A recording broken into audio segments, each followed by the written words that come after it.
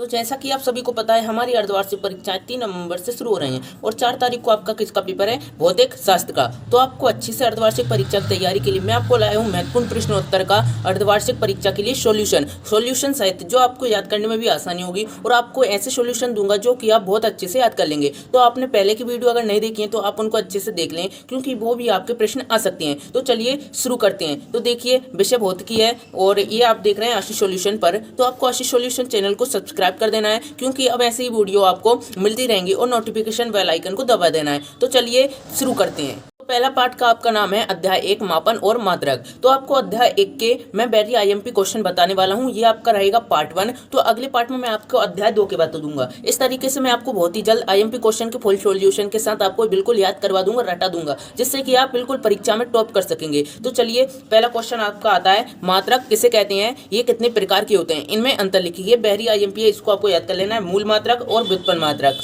और इनमें अंतर लिखना है। तो देखिए, मूल मात्रक और व्युत्पन्न मात्रक, तो मूल मात्रक और व्युत्पन्न मात्रक में अंतर ये रहा है आपके।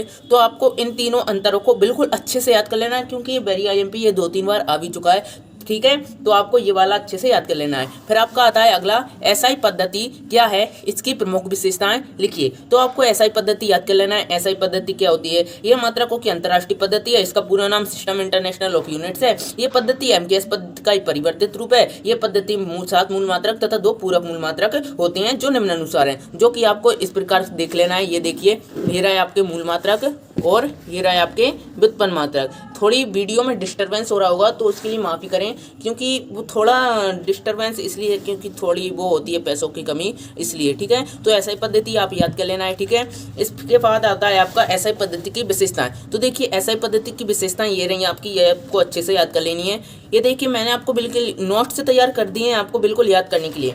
इसके बाद आपका आता है द्रव्यमान तथा भार में अंतर स्पष्ट कीजिए। तो द्रव्यमान तथा भार में अंतर स्पष्ट करेंगे तो इसका आप द्रव्यमान को इंग्लिश में कहते हैं मास और भार को वेट कहते हैं। तो देखिए, द्रव्यमान और भार में प्रमुख अंतर, किसी वस्तु में निश्चित पदार्थ की मात्रा को उस वस्तु का द्रव्यमान कहते हैं, इसे एम से प्रदर्शित करते हैं। और किसी वस्तु को पृथ्वी जितने बल से अपने केंद्र की ओर आकर्षित करती है, उसे उस वस्तु का भार कहते हैं। मतलब कि जो वस्तु है ना, उसके अंदर, जैसे कि ये रबड़ है, अब इसके अंदर कितना वजन है, अब उसको क्या कहेंगे अपन, उसका द्रव्यमान। और भार कहेंगे मतलब पृथ्वी इस पेंसिल को कितने बल से अपनी ओर आकर्षित करिए, उसे क्या कहेंगे अपन, भार। ठीक है, इसके बाद आपको आता है दूसरा अंतर, इसका मात्रक किलोग्राम होता है, इसका मात्रक क्या होता है, न्यूटन। यह एक अदिश राशि है, यह एक सदिश राशि है। यह किसी वस्तु का मौलिक गुण है, यह किसी वस्तु का मौलिक गुण नहीं है। इसका मापन डांडवी तुला या भौतिकी तुला से किया जाता है, इसका मापन सपन तुला से किया जाता है। आप चार अंतर याद कर लें, ये आपके लिए बहुत ही आईएमपी हो सकते हैं। ठीक है, ठीक है, ये साथ ना करें, भले ही आपको ज़्यादा कठिनाई हो तो। ठीक है, फिर आपका आता है एक पार्शिक। पार्शिक क्या है? तो देखिए, पार्शिक का पूरा नाम पैरालैक्टिक सेकंड है। एक पार्शिक वह दूरी है जिस पर पृथ्वी की कक्षा की अर्धीर अक्ष 1 सेकंड का कक्षा अंतरित करती है। एक पार्शिक का ये रहा मान। आपको इसका मान अच्छे से याद कर लेना है, क्योंकि ये भी वेरी आईएमपी है। ठीक है, फिर आपका आता है अगला प्रश्न। इसके बाद देखिए, मैं बता देता हूँ आपको। अगला प्रश्न आपका आता है, विमीय समीकरण किसे कहते हैं, इसके उपयोग किए। तो देखिए, विमीय समीकरण वह समीकरण जो किसी भौतिक राशि को विमीय सूत्र से संबंधित करता है, विमीय समीकरण कहलाता है। ठीक है, तो देखिए, इसके उपयोग आपको अच्छे से याद कर लेना है, आईएमपी। ठीक है, विमीय समीकरण के उपयोग निम्नलिखित हैं। किसी भौतिक राशि का मात्रक ज्ञात करना, किसी भौतिक राशि की समीकरण की शुद्धता की जांच करना, भौतिक राशियों पारस्परिक संबंध ज्ञात करना, एक पद्धति की मात्रकों को दूसरी पद्धति की मात्रक में बदलना। इस प्रकार से आपको ये कर लेना है। तो देखिए, आपको अब इसमें से सवाल भी आएंगे, उपयोग मतलब कि इनकी शुद्धता की जांच करना। अब जैसे कि सवाल दिया, विमीय बुद्धि द्वारा t बराबर 2 पाई करने में L/g की शुद्धता की जांच कीजिए। तो देखिए, आपको मैंने ये शुद्धता की जांच कर भी दे दिया है।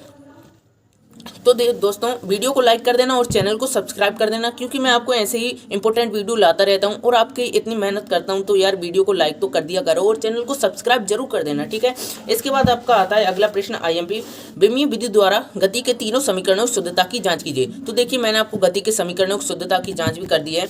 ये देखिए, आपको इस प्रकार से गति के तीनों समीकरणों की शुद्धता की जाँच कर देनी है। ठीक है, आप स्क्रीनशॉट लेकर समझ सकते हैं अगर आपको समझना है तो। फिर आपका आता है अगला प्रश्न, सरल लोलक का, ये देखिए, सरल लोलक का आवर्तकाल t, उसके द्रव्यमान m, प्रभावी लंबाई l तथा गुरुत्वीय त्वरण g पर निर्भर करता है। विमीय द्वारा इनमें संबंध स्थापित कीजिए। तो देखिए, इनमें संबंध आप इस प्रकार स्थापित कर सकते हैं।